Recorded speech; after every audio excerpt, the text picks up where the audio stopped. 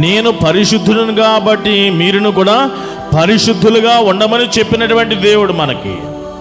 పాత నిబంధన ప్రజలకు కూడా ఆయన పరిశుద్ధ దేవుడు కాబట్టి ఆయన దిగి వస్తున్నప్పుడు, సినాయి పర్వతం దగ్గరికి వస్తున్నప్పుడు వారందరినీ కూడా ఎలా ఉండమన్నాడంటే, పురుషులుగాను స్త్రీలుగాను వారు పవిత్రపరుచుకునే వారుగా పరిశుద్ధులుగా ఉండమన్నాడు. మోషే కూడా హోరేబు పర్వతం మీద ఆ స్థలంకు సమీపిస్తూ ఉంటే, మోషే ఇది పరిశుద్ధ స్థలము, నీవు కూడా పరిశుద్ధముగా రావాలి అని చెప్పినటువంటి దేవుడు. అంటే ఆయన పరిశుద్ధుడు. ఆయన వచ్చేవారు కానీ, ఆయన ఆరాధించేవారు కానీ, వారి దేవుని బిడ్డలు కానీ ఎలా ఉండాలా? పరిశుద్ధులుగా ఉండాలి అని మొదటి నుండి నేను చెప్పిన మాటలు అవి.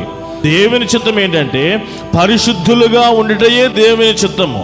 పరిశుద్ధులుగా ఉండుటయే దేవుని చిత్తము. ఇంకా మరి ఒక మాట కూడా చెప్పాలి అంటే, స్త్రీలారా ప్రభువునకు వలె మీ సొంత పురుషునకు లోబడి ఉండండి అని ఎఫెసీ పత్రిక 5వ అధ్యాయంలో 22వ వచనం నుండి ప్రారంభించబడిన లేఖన భాగంలో, పురుషులారా మీరు కూడా ఇలాగ మీ భార్యలు మీ సొంత శరీరం వలె ప్రేమించండి అని చెప్పి, ఇదిగో సంఘము అనబడుతున్న ఆయన శరీరము తన ఎదుట పరిశుద్ధముగా ఉండులాగున ఆయన ఏం చేశాడంట?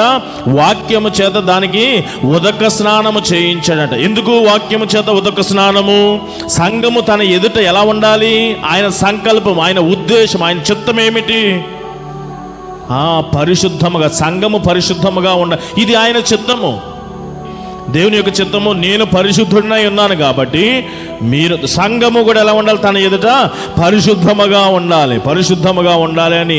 ఇది ఆయన ఆలోచన, ఆయన తలంపు, ఆయన ఇష్టము, ఆయన చిత్తము.